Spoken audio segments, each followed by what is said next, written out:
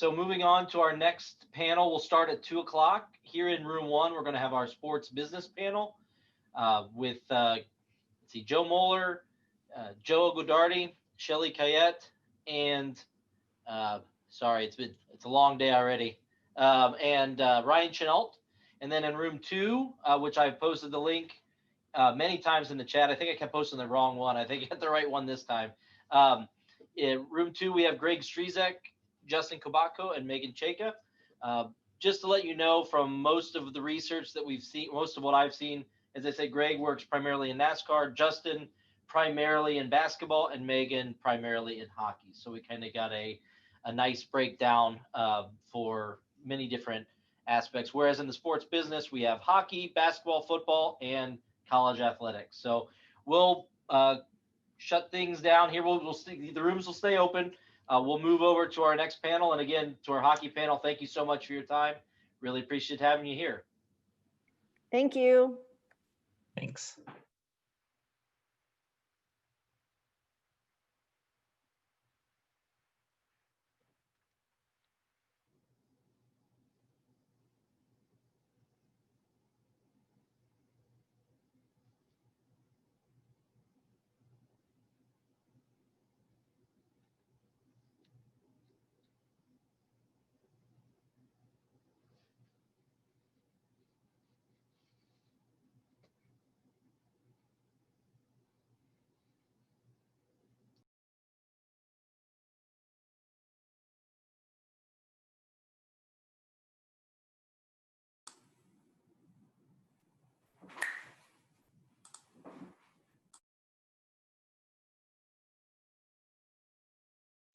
I see we have Joe, and Ryan here right now. You guys are free to turn on your videos if you'd like.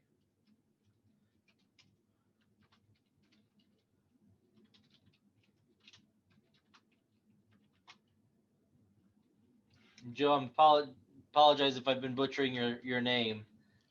You're not the first one. Trust me. How do you pronounce it?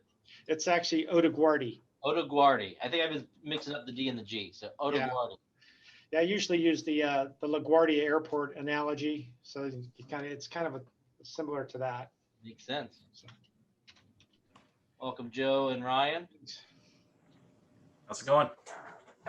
All right. Thanks to have us. Staying safe. So far, so good. Yep, doing what we can. That's the best we can hope for these days. So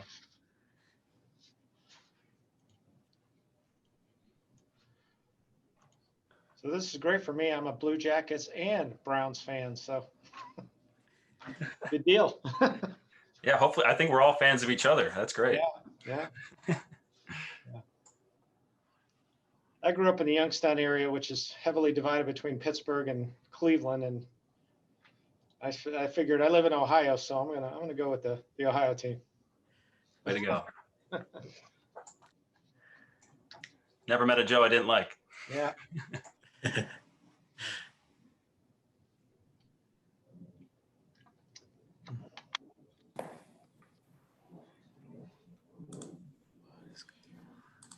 How you doing, Hunter?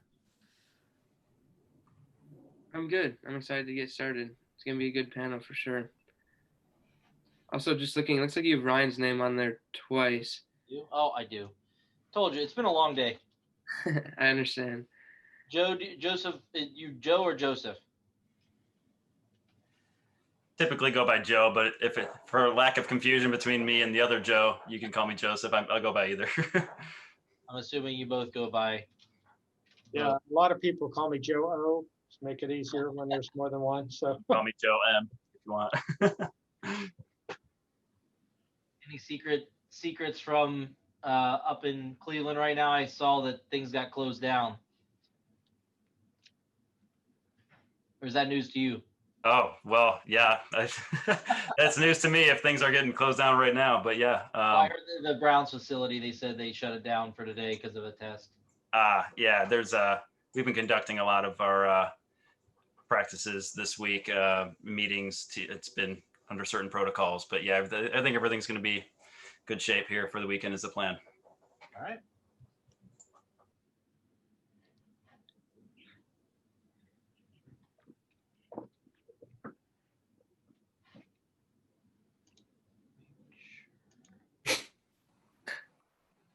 Got a question in the chat for you there. I don't know if you're ready for that one.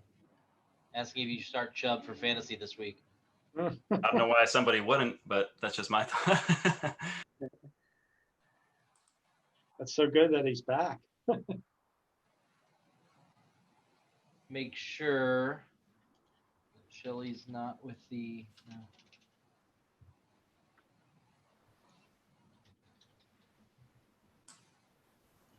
Sign in separately.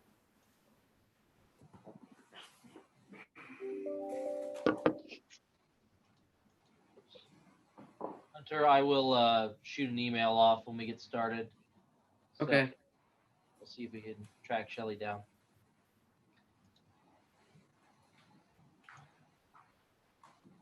I have 2:00 now, so again, welcome in everybody. We have our panel for business and sports. Today we have Joe Odoguardi, Joe O from OSU Athletic Department, the CFO of OSU Athletics. We have Joseph Moeller from the Browns and Ryan Chenault from the Blue Jackets. We're hoping to be joined shortly by Shelly Cayette from the Cleveland Cavaliers. And for right now, I'm going to pass it over to Hunter Green, one of our students here at Ohio State, and he'll be monitoring this panel. As we said before, if you have any questions, feel free to drop them in the Q&A section. That'll help us moderate through those as we move along. So go ahead and take it away, Hunter. All right, thank you. So, well, I'll start off by having each of you guys introduce yourselves and your roles and how analytics plays a factor in those roles. So I'll start with Joe O. Okay. Well, Joe Odoguardi, I'm the Executive Associate Athletic Director and Chief Financial Officer of the Ohio State Athletic Department. Been in this capacity for about 6 years. I replaced a gentleman who was in that capacity for 32 years prior to that. And before that, I've been at Ohio State for 22 years, actually, and spent my prior experience with Ohio State over at the Schottenstein Center, which is obviously a facility that has athletics teams playing in it, the two basketball teams and men's ice hockey. So as a result of the retirement of my associate, became a natural progression to move into this. My background is I've only had 2 jobs. The job at Ohio State, and then also I worked for the convention center downtown for 16 years. And as part of that, there was a lot of the convention center downtown had a facility that was basically the only arena in town, believe it or not, and had about 7,500 seats. So we did a lot of entertainment and sports events there. And so when they built the Schottenstein Center, that kind of became my opportunity to move over to the Schottenstein Center, where they did primarily sporting events and entertainment events. So I don't have an athletics background, but very, very transferable from that sense. So here I am. Thank you. Now we'll move over to Joe M. Same question.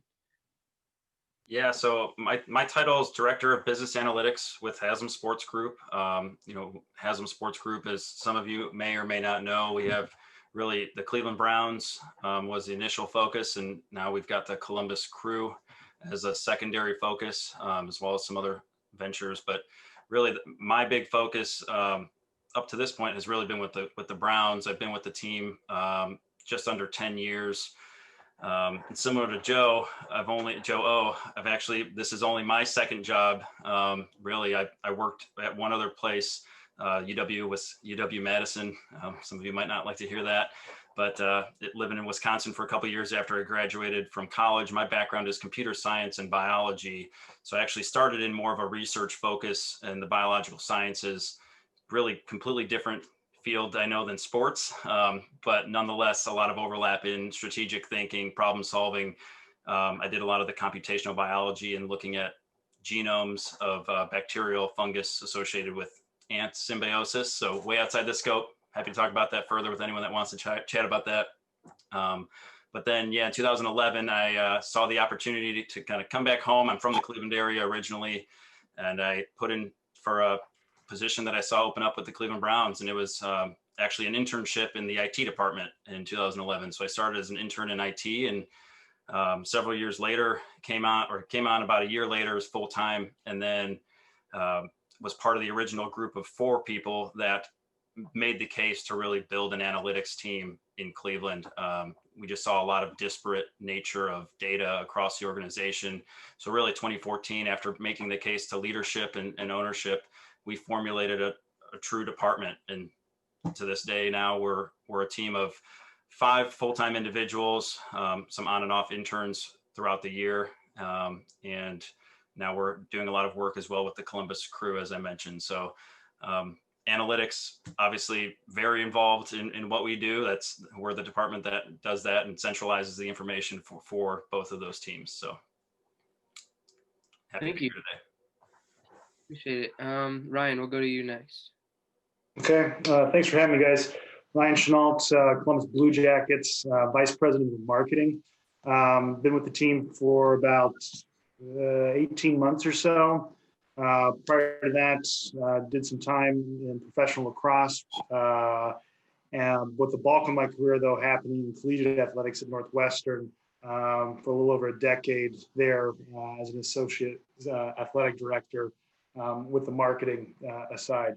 My role with analytics, I'm not necessarily the number cruncher per se. Work a lot with the guys in my current role and have in a lot of places. So I've been actually kind of more the one that's asking some of those questions and using those data to go ahead and actually implement decisions. So we'll kind of maybe get into that a little bit more, but that's kind of my role with analytics. All right, thank you. So Shelly, I know you joined a little bit late, but question is, what is your role and how does analytics play a factor in your role? So thanks, Hunter. Thanks for having me. We're getting ready to get started here in less than 50 days for sports, so I apologize for the tardiness. No, I am our senior Vice President of Global Partnerships for the Cavaliers and our franchise property. So under our umbrella, we have the Cavaliers, of course, our NBA team. We have American Hockey League team, we've got the Monsters, and we've got our G League team, the Charge, and we have a Cavs Legion esports team. I oversee corporate partnerships for all of those groups. I've been there for the past 8 years with the Cavaliers, overseeing that. Before that, by way of New Orleans Hornets. So I've been in the NBA for about 14 years. And prior to that, in the casino business, actually, down in New Orleans, Harris Casino, in advertising and then database marketing. So made my way up north, shall we say, to the Midwest. Yeah, like our business is, I'd say I am much more effective with analytics than without it. We've learned that. We've gone through a restructure here 8 years ago when I first joined of our corporate partnership business. We lead the league, and so we actually have 2 dedicated corporate partnership analytics individuals in our corporate partnerships team that their sole responsibility is to focus on our business. So when you think about reporting, when you think about rate card and how we're determining, that part of the business, when you think about how we're looking and projecting for business in the future based on revenue and where we are, our analytics team has a big part of that. So they are a core part of what we do as we continue to grow. thank you. Very interesting. Okay, well now we'll kick off with the next question. So some teams are obviously more difficult to market than others, especially in times where the team has been struggling. Shelly, I know you mentioned this at your Sloan conference presentation that you guys have been able to still keep your brand even with and without LeBron. You're still very high ranked as far as keeping all your partnerships and brand success. So I'll ask all of you, how does it differ marketing and working with teams that are success in times of success and are not in times of success? So Shelly, I'll go ahead and start with you. Yeah, like you said, so we have a lot of metrics we pull internationally. So our NBA just allowed our teams to actually sell sponsorships internationally actually last year we began the process. And so to do that, we had to understand what our fan base looked like, right? And so we did all these metrics and conducted these studies. And, you have countries like the Philippines, that's our #1 fan following. And who would have thought, right? And it's literally, 2-3 years after LeBron, these these countries still have a very avid following towards our players and therefore towards our brand, our logo. So we certainly still market to them. I think it's extremely important as we continue to grow the game of basketball. But I would also say, I joined in 2012 before LeBron was even a thought of coming back to Cleveland. And our business was not that great. I mean, we were low in new revenue numbers. We were low on our on-court performance wasn't that great. But our experience in any sport, I don't care, I'm sure everybody can attest to that. No matter what sports you're in, you got to be ready for the ebbs and flows, right? There's no one that stays on the high and nobody that really stays on the low. And so it's really, I think, an opportunity when you're at on the low side when you would see as a performance standpoint, because it's an opportunity for you to really dig deep, really get strategic with your metrics and analytics and understand how that can help you. People are fans of sports. So whether you're good or bad, you still have fans. It's a matter of really approaching them the right way. And I think analytics can help you get to that. Thank you. Next, I'll go to Joe M. And I noticed that Shelly touched on no team is really on the low for a really long time. I hate to make the joke about the Browns, but you guys are on the rise. So I think you'll have an interesting response to the question. So long term it's a relative term, I think, right? Is what Shelly was saying. But yeah, it's every team does have its ups and downs, and it's no secret we haven't been the top performing team. But I think Shelly also hit it that teams have their followings, and it's all about listening to the fans and engaging with them in the way that improves their experience, right? Whatever that is. We all hope and we all strive for wins on the field, but as long as we're also doing everything we can to improve the fan experience, and a lot of that is listening to our fans. How are we soliciting feedback through surveys we do? We partner with the NFL on a lot of surveys as well. And then, what types of offerings are we giving them at in-person events? I know COVID aside, in a normal season, right, we do a lot of in-person engagement, through training camp and things like that. So it's really just looking at what their feedback is. How are they grading us basically on their experience with us, and how are we giving them the things that they want? Because at the end of the day, really content is a big driver of things, regardless of whether we're winning or losing on the field. It's how are we giving them the content that they're seeking and the type of information that they want to consume. all right, very interesting. Thank you. Now I'll pivot over to Joe O, who's on a different side of the spectrum and having Ohio State, who's dealt with a lot of success for a very long time. What is your response to the question? Well, you're right. As in regards to football, we haven't had much issue there. It's obviously the success of the team, and there's high demand there. But our other three sports that we really are trying to focus on from a revenue standpoint are the two basketball teams, our men's and women's basketball teams, and our men's ice hockey team, as well as our women's ice hockey team. They're definitely much more reactive to their success on the ice or on the court. So we're really starting to try to figure out how we can use. We're probably a little late to the game, but we're trying to figure out how to best use analytics. And probably our most use of analytics in the athletics department right now is as it pertains to ticket sales, ticket buying habits, price sensitivity to those ticket prices, and so on. So, for example, in men's basketball, one of the things we found out as far as season tickets is that surveys and analysis did was that we needed to create some packages and more pricing levels to get at more fans. I mean, we when we started it, we had I think 3 pricing levels. Now we have 6. And then we had basically one season ticket package. Now we have I think 4 or 5. We have a half season, which you could buy 2 half seasons. We have some 3-game packages and so on. So and that's all a result of data collection that we've gotten over time. So, and it's really a reaction to the information we've gotten. Thank you. I appreciate it. Ryan, I'll go to you and ask the same question. Yeah, I think from my standpoint, and looking through a marketing lens, first and foremost is, we have zero control over our product, right? So at least the core product that's on the field. So it's everything that we can focus on around that. And I think from my standpoint, using analytics really comes down to the segmentation of our fan base, because again, any of our programs, but we'll take the Jackets here right here. I mean, just because someone says they're a Jackets fans, there's different levels of avidity for that. Are they one that is diehard that's been around since day one? Are they one that's just kind of around when it's, we make the playoffs? And the messaging that we have to do or should be doing to these different groups to make the most out of where the team and how the team's performing is key for us, especially as we look at advertising, as we look at how we're engaging in the content that we're producing, and how that's resonating. So really, I think from my standpoint, when I look at the analytics and this larger world, it's really kind of how do you create the right message for the right group to let it go at the right time. And that's ticket buyers, it could be corporate partners, it could be media. There's so many different of those stakeholders that you got to be thinking about. Thank you. Appreciate it. So now we'll go with our next question. So how does college sports landscape differ from the pro landscape? So we'll start with Joe O, who's primarily dealt with the college landscape. How do you think it compares to the pro landscape?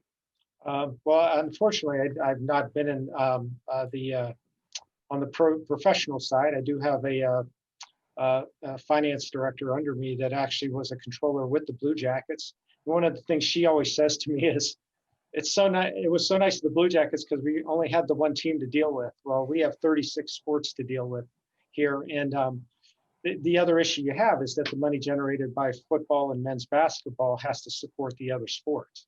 So you trade off the fact that you don't have player salaries, but you end up using the financial money from that perspective to fund other players in a way that so that they can have, like, for example, our Olympic sports and so on. I mean, we have 36 sports. Only 9 sports of those 36 sell tickets, and only 2 of them are profitable right now. So the rest of it is basically kind of just as you go. A lot of the challenges are the rules. We have to do a lot of fundraising, and I know that pro teams do as well. But our fundraising, we're competing with the medical center. We're competing with, obviously all the educational departments. And a lot of times we are asked to participate in their fundraising and have to sacrifice our own fundraising ability to do so. So those are probably some of the major differences, I would think. Yeah. I'll let the pro sports talk about theirs. All right. Next, I'll go to Ryan, who I know you've dealt with both Northwestern and now the Blue Jackets. So seeing both sides of the story, what's your take? Yeah, to a certain extent, it's what kind of problems do you want to deal with? Because I think on the professional side, it can be a little bit more cut and dry than what there are. I mean, you have owners. The owners want to make money. They want us to not lose money. They want to change it out. So the mission on the professional side is a little bit more straightforward. I mean, you just meant Joe, and he can speak to it much more eloquently than I. But if you were a true for-profit model, why would you? And you had 36 products, only 2 made money. Why would you have the other 34? It doesn't necessarily make sense. But the mission is different from a university and what they're trying to provide. And then I think too, as you look at it, and again, you could have a whole nother caveat to go through that is, again, we're dealing with salaries and players and unions where that is. And right now the college space is trying to figure that out with the name, likeness, and image, and where student athletes kind of fall into that. And, it's changed around. What I would say is the same in both of those, though, are the core. Well, the missions might be different and the roles might be a little bit different. The core skills to be successful are still key in both. You still need to have sound, analytics and make good decisions, building the relationships. You have to just understand what the priorities are. And even if you go to within the, where, maybe Joe M can talk about this too, what the crew might have, their business for a professional might be completely different than what the Browns need. So it's not, again, one size fits all. I think you just need to make sure, though, you understand what the priorities of your organization are and building towards those. All right, thank you. Well, that'll transition very well to Joe M. So yeah, like you said, both the Browns and the Cavs, the Browns and the Crew. What's your take on this? Yeah, I mean, I don't have, again, any really experience on the college athletics side specific to that, but to what Ryan was saying, yeah, we've got, two different teams that operate differently. Everybody's selling tickets, right? If you think about it that way, we all have ticket data, but the way the seasons are structured are very different from one another. Yeah, we're not playing quite as many games as, baseball and hockey and basketball, right? But it's still very different from what we're used to in the NFL side of things, where we're used to a 10-game season, including preseason. It's just kind of wrapping our heads and models that we have around, how do we start looking at things a little differently for packaging tickets differently, and working through a lot of the analytics projects that we have there. It is just a different kind of mindset and shift, but a lot of the base skills, as Ryan said, are really the same, right? I mean, we're using a lot of, and I'm going to sort of simultaneously answer one of the questions I see in the Q&A as I'm answering this too, but we use a lot of R, we use a lot of SQL, a lot of Tableau. Those are some of the core skill sets in our analytics groups. A lot of Excel too, but that's, we try to keep everything we can contained inside our data environment, which is truly a Microsoft stack. And then we layer in some other web technologies on top of it so we can access the data and analyze the data as best as we can. And one thing I'll say that from my perspective, I would guess is the similarity between college and professional sports is one thing actually that surprised me when I came into this industry was just how many different data sources and how disparate things really can be if you don't take a big effort to actually join data together and bring it together, because we do rely on a lot of third parties for our businesses. You go to a game in Cleveland, you're going to buy a beer and a hot dog, you're buying that from Aramark, seemingly buy it from the Browns, right? And it's all part of our experience that we're providing to the fan. But to get access to that data, it takes work on our side to really bring it together to understand that picture of the fan. Who is coming to the games? What are they buying? What's their experience been? Tying all that together takes effort that our team's central in doing. So just a bit of insight, I guess I'd share into the skill sets that are important in order to really succeed in the sports world, is being able to bring a lot of that data together before even talking about analyzing it. How are you relying on a third party maybe to do some of that data aggregation and tying together through data warehousing, or I know some teams and ourselves included do a lot of that in-house. Joe, real quick, before you jump on too, I think something that should be noted too, at least from my experiences, a lot of professional teams, and I think you mentioned, or maybe Shelly, you mentioned there's certain business intelligence or analytics staff that's on case. On the business side in college athletics, they're not there yet. They might be there with some of the teams with their different, football or basketball doing the analytics for the team. But from a business standpoint, college is still a couple steps behind. I mean, you got to remember, like 15 years ago, college athletics didn't have outbound ticket sales programs. Professional sports have been doing that for a long time, so it's just, again, and I think it has to do with what their mission is and how it has differed from professional sports. Okay, thank you. Shelly, I'll go to you with similar question, but I know you don't really have college experience necessarily, but I know you said you deal with a lot of different teams, like your esports team, the Legion, the G League team, and then the Cleveland Monsters. How does it differ, dealing with the Cavs and then dealing with some of those like smaller market teams? Yeah, so I think one of the biggest things, and Ryan touched on it, is resources, right? Like at the end of the day, it's an economic game, right? Like our franchise properties, and they're great, and they have amazing fans. The demographic is, they're avid fans, but they don't have the same media structure that the NBA team had at Cavs have, right? They don't have the same revenues that come in from that media structure or the basketball related overall NBA property.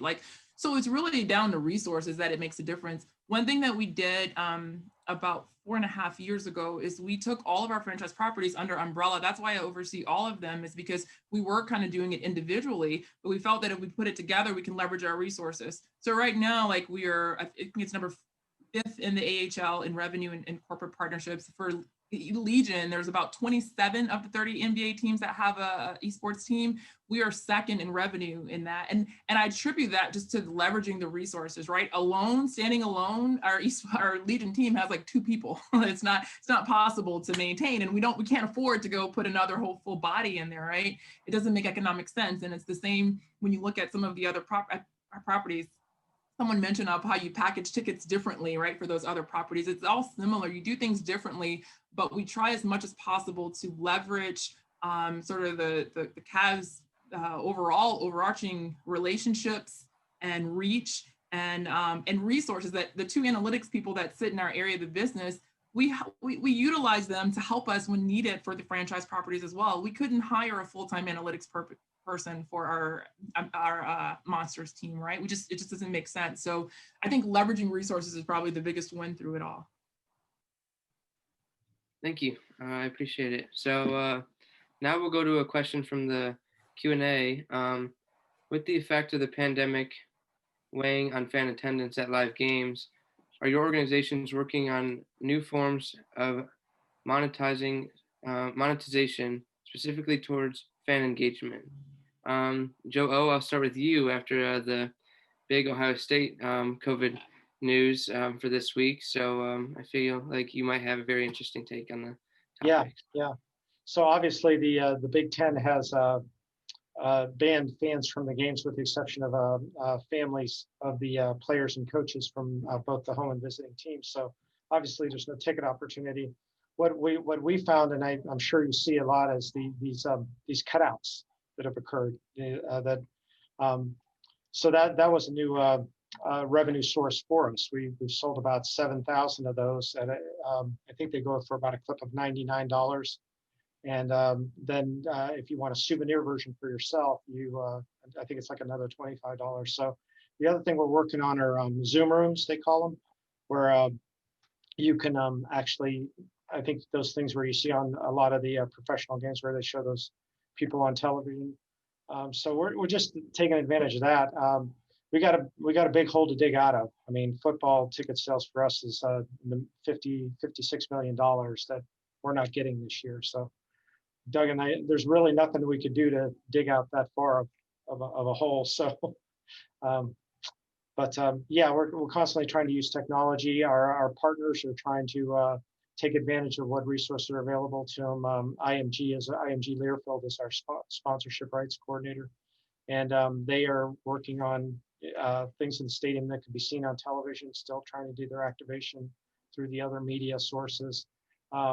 Nike, Coca-Cola, all of our sponsors are trying to do what best they can with the circumstances they've been dealt with. Okay, follow-up question.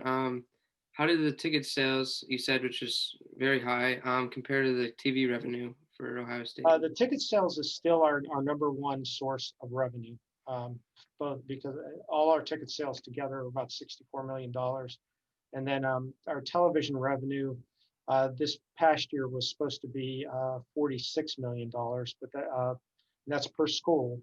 So that's still being worked out because every time a game cancels, we lose revenue per school. So we actually, in the budget we presented to the Board of Trustees, we decided not to include even football as playing, so that we would have the worst case scenario to our Board of Trustees. And basically the only way to go would be up. So it is an improvement with the fact that football is playing, but we're not sure how much of an improvement it is. But the one thing we know for sure is we're not going to have the ticket sales component. So that deficit's going to be something we're going to have to probably take care of over time. Yeah, it's unfortunate. Yeah. Okay, so now we'll go to Joe M. Back to the original question about COVID. So what's your take on it? Yeah, I mean, obviously it's been a huge impact to really all industries in different ways. For us, we were fortunate enough to have the approvals that we were able to gain to have limited attendance. So we do now and for the rest of the season have still the plan to have 12,000 attendees at each game. So even as Joe said, though, that it's still a big hit compared to what the original 60,000+ when we have a full stadium in Cleveland. So there, it's obviously a challenge to navigate. It was a challenge to even put together the models to socially distance and have the right pod sizes and pod integrity and all these terms that everyone's heard of. When we talk about social distancing inside a major venue like that, it's a challenge. So a lot of great leadership from our leadership and ownership group have really been put into play here, with really the number one priority of fan and people safety. That's players, coaches, staff, fans, anybody attending. So, when it comes to, making up on some of those areas where we're losing, we have tried to get creative and put out other ways for fans to engage with us. And that's, we've thrown out some Browns live programming this year. We've been doing that several times throughout the off season, heading into the season. And that's basically our training camp was a virtual training camp for any of you that tuned in. Appreciate you tuning in. But it's just an example of us trying to get creative, and like everybody has been in this kind of situation, trying to put out some new ways to engage fans and keep their appetite satiated by, they still want Browns content, just like they want everyone else's content that's on this call too, right? It's fans are fans, and they're hungry for it. And if they can't get there in person, they're going to try to do what they can to try to consume it. So we got to get creative on how we can deliver that and make sure that they're satisfied with what we're doing. And then there's other things too that I'm sure people have seen, but the NFL across the whole, put out tarps on the first 8 rows of the seats, as another type of opportunity for sponsorship advertising. I'm sure if you've been watching games, you've been seeing all that too. So yeah, just a couple examples. Very interesting. Thank you. Ryan, we'll go to you. Yeah. So I'm still at home. I'm doing great on 4th and 2nd grade math, teaching my kids. So that's one way it's impacted me. But and I'm kind of jealous here too of Shelly, because at least the NBA knows when they're going to start their season. I'm sitting here trying to figure out when the puck's going to drop for hockey. So that's one way it's kind of impacted us. What is clear though, and you start talking about this, is we're doing a lot of modeling ourselves right now. And you look at it like this: is we know it's not going to be a normal 82 game season for us. And I can guarantee you that even when a game starts, that we're not going to have full buildings. So what does that start to look like? Unfortunately, we do have some track records from this, as the NHL in the last couple of years, or in the last 10 to 20 years, gone through a couple of lockouts. They've gone and had some shortened seasons. So there is some models to work off of a little bit. But one of the key things that we have, and it differs for each of these leagues, and I'm actually not sure what it is for the others, but for the NHL, we're a 50-50, we're a gate-driven league. So about 50% of our revenue comes from tickets, 50% is from media. And on that, with the way that all of our profits with the union, we split those pretty much 50-50 with the players as well.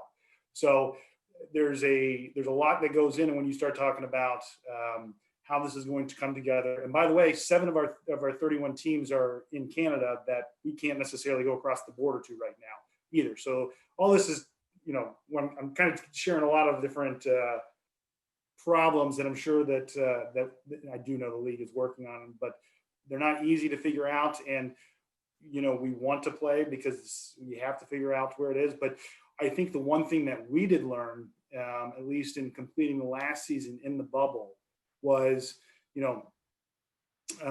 just because you can do something in some of these engagement things, there might be technologically out there, the fans necessarily didn't gravitate towards them. So you do have to kind of pick and choose, but just because you can do something for fan engagement doesn't mean the fans want to do it, and it doesn't mean that it's going to be successful. And I think the last part I would share to it is what we have seen, at least, as well, as if we aren't able to have 82 games, 41 at home, and we're not allowed to have them in front of 19,000 fans, that means that, and this is hitting me right now a lot, is, okay, how do you take those in-arena experiences and translate them to digital experiences? And by the way, let's go back to resources, because again, we're not hiring a larger digital staff now to activate all these things. So there's a lot of checks and balances, and what it is, I think, to a long term for us is what's the best or the least of the evils, if that makes sense in some of these, because there's not going to be a great solution, but how do you kind of minimize the damage? Very interesting. Thank you. Shelly, we'll go to you. Yeah, so impacted in all the ways that they described. think we have a lot of commonalities. It's one thing, and I'll speak to the analytics side. So about 2 months ago, we knew that this was all going to be a variable, right? One big variable, not knowing when we start, not knowing what's impacted. And then you got to, like, at the flip of a switch, when they say, okay, we're ready to go, be ready to go, which means you have to be ready to evaluate your business and how you approach your partners on that, right? Or ticket holders or whoever the stakeholder is. So we had our analytics team come up with a scenario planning tool, in which case you can put in. So I think I'm going to take into the sponsorship world for a second. There's assets. So there's LED ribbon, right, that goes around the arena inside. So if we have 20% capacity, and I would say we have been in collaboration and kind of following Joe and the Browns, actually, like letting them be the guinea pigs. We're kind of piggybacking off of their process, and and hoping to see where we're going to be able to land. But if I have LED ribbon, if I have 20% capacity, does that really mean it's 80% impacted if I only have 20% people in the venue? Maybe. But then if I have a concourse sign that's actually around the concourse sign, if I have 20% capacity, does that mean it's 80% impacted? No, because the full 18,000 people were in the venue. We're not going to see that sign anyway, right? So it's not even like all these assets, digital, is that impacted? No, actually it's not. So it's complicated, right? So to try to turn that around in 48 hours and, figure it out. So what we did is they created a tool that plugs in and it says, okay, if capacity is 20% and we have 72 games, which is where we're at today, that it then calculates all of the assets based on how much weight we put on each of them based on what they are and where they are, right? So that could show us right now where, we were 6th in revenue in the NBA before COVID, and that's great, but that's also means you have a lot to lose. And so, that's like right off the bat, $20 million that's immediately we can't deliver, right? And so, and now to what Ryan was saying, now you got to figure out how.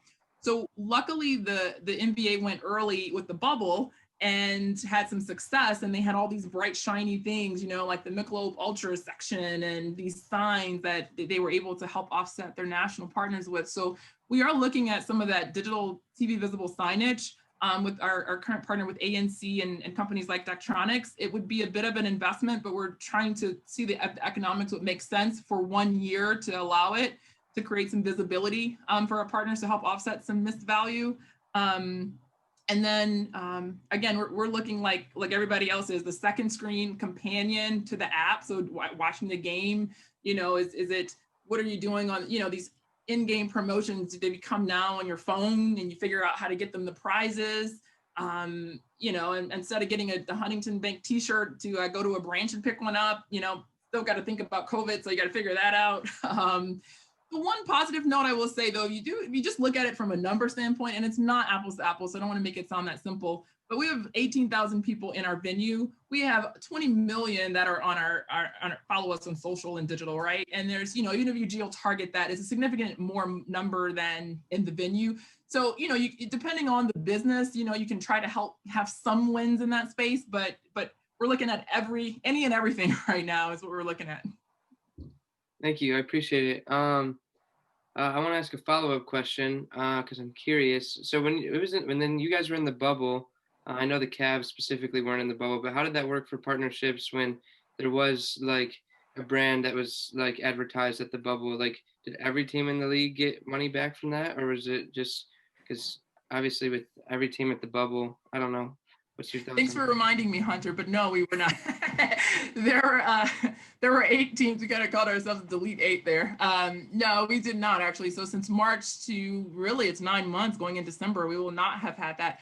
Each of the 8 teams, so 22 teams were in Orlando, 8 teams were not. Of those 8 teams, they allowed them, our GM is actually one that fought for it, to allow them to have a mini bubble. So we did have a smaller version in each market of those 8 teams, and it was closed off. It wasn't a ton of media because it was very from a protocol perspective.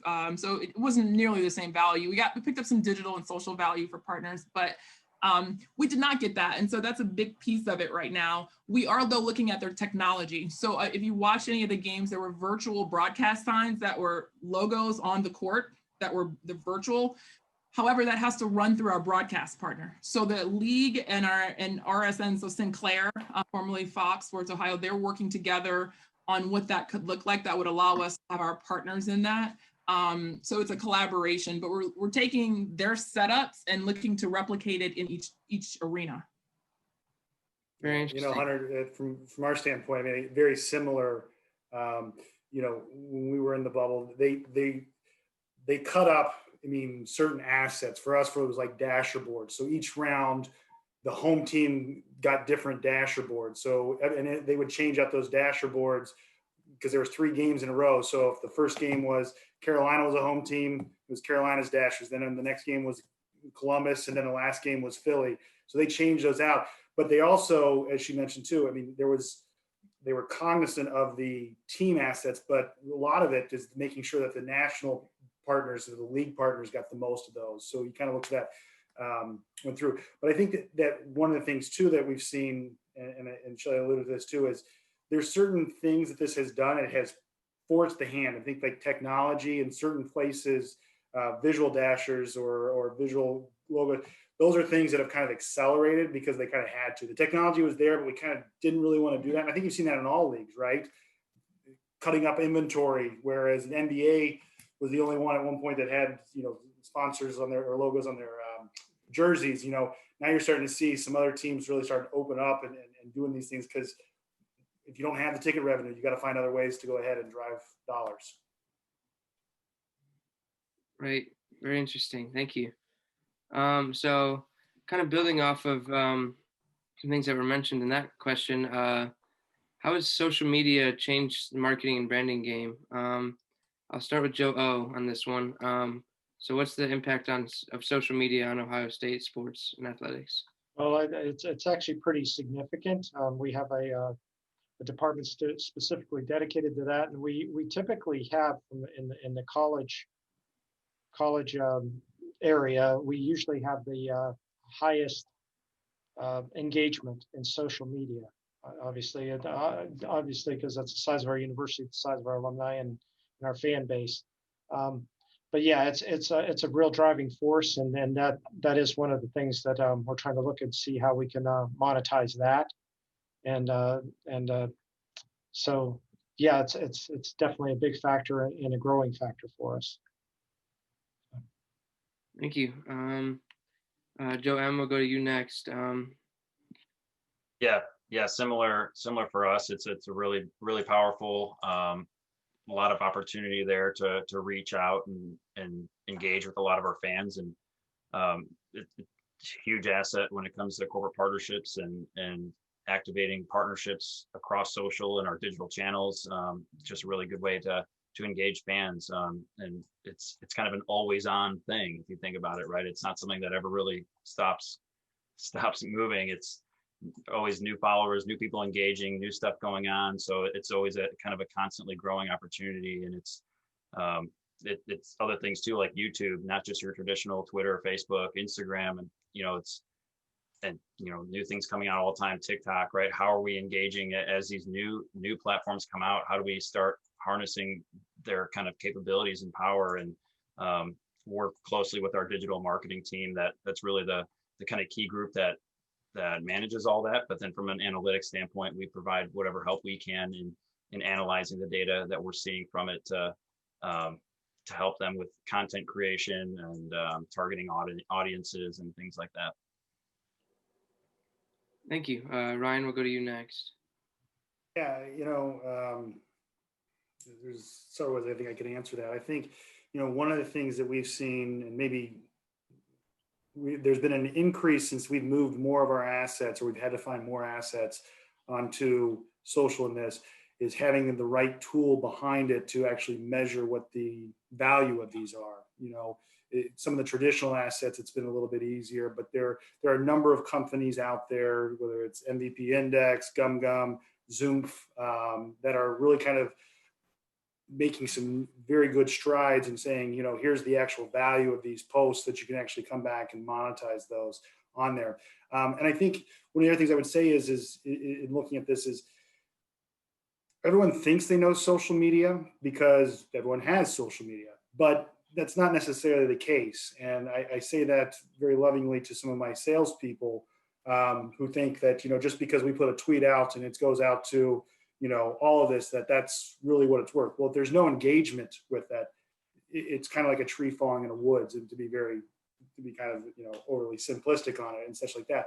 So it is trying to understand what is that engaging content, and knowing that just because you have a big microphone, you can shoot something out, doesn't mean that it's necessarily you're saying the right messaging.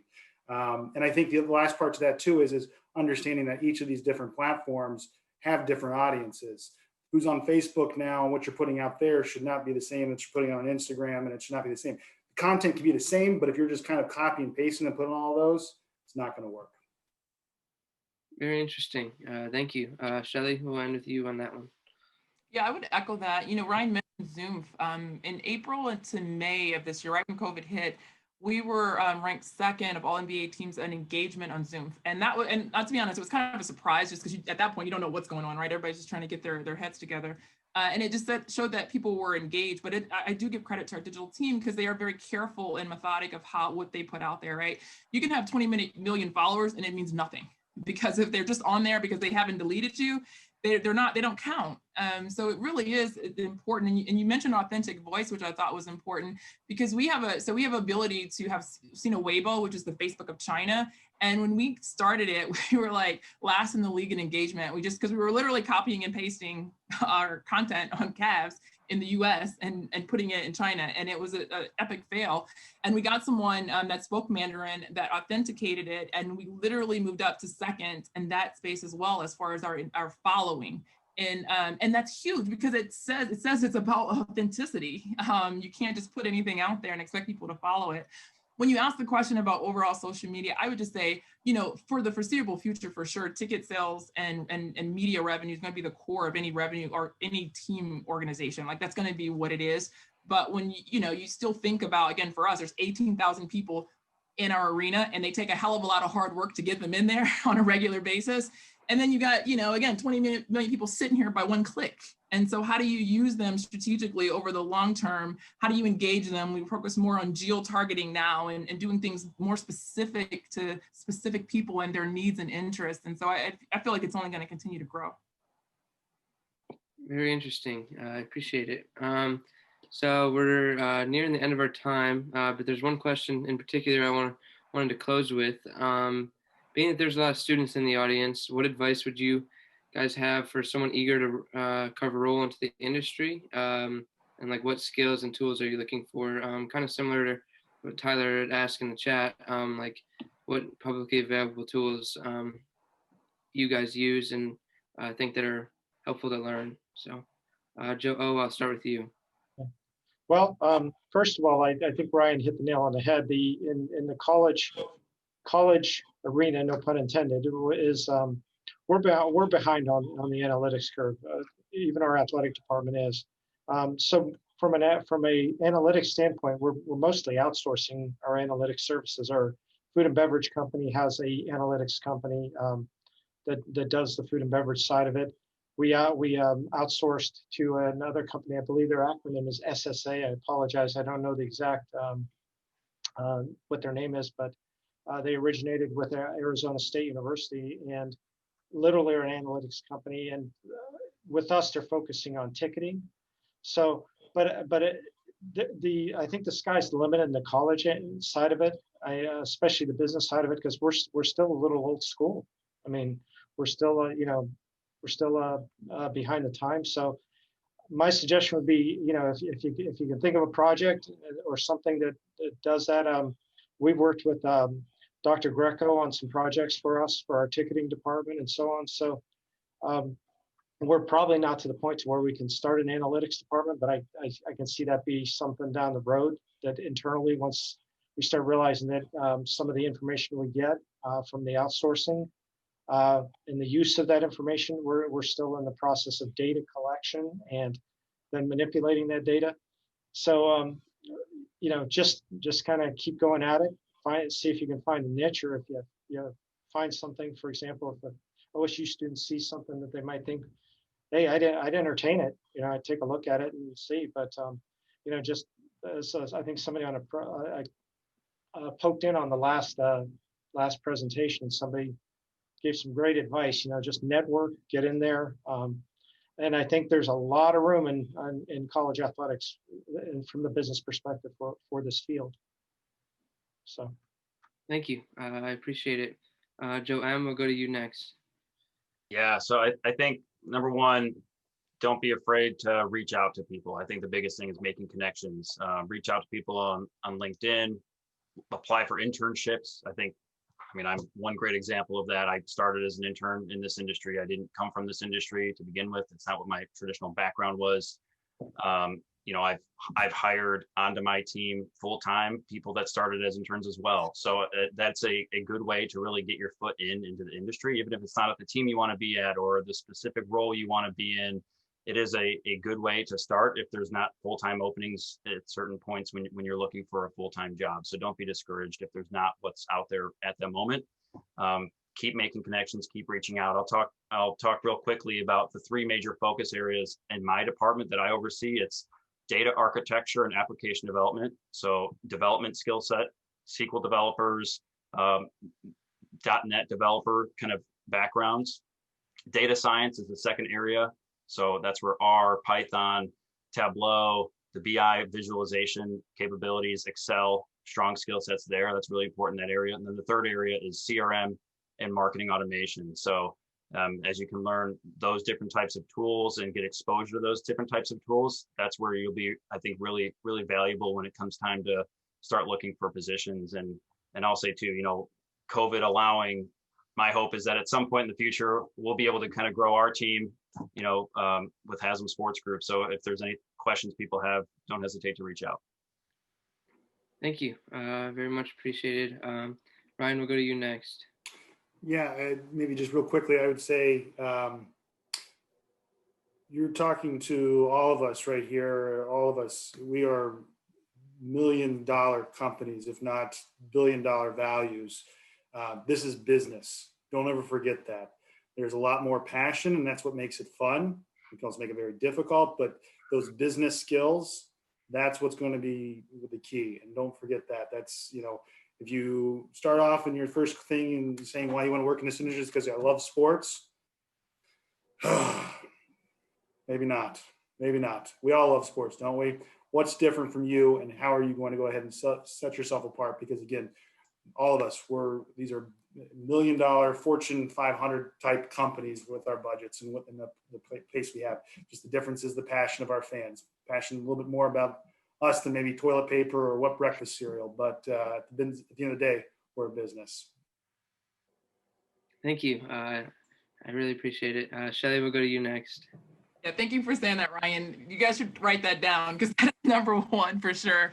It's not about how passionate you are. We need to do the business. I would say, look, Joe with the Browns just mentioned 3 areas of his of his part of the business that's important. I hope you wrote that down. And at some point, maybe we can get back to being able to have coffee or something that you ask him more about that. I think whatever organization is that you're looking at, that you try to understand their analytics strategy, because some are, like Joe O said, way advanced, and some have a lot of growth, which is still an opportunity.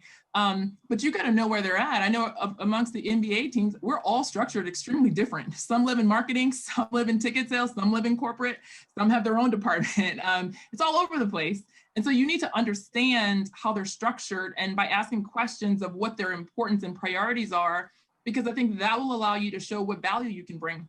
I can tell you, I don't want to hire an analytic person in my team that I'm smarter than, or that I have to tell them what to do. Because if I'm telling you on the analytics side what we're doing, then we're in trouble. I need you to either know it or do the research to be able to bring to us how we can make our business better and actually move our business forward. I think Ryan said it right. It's all about moving the business. That's what this analytics area is doing.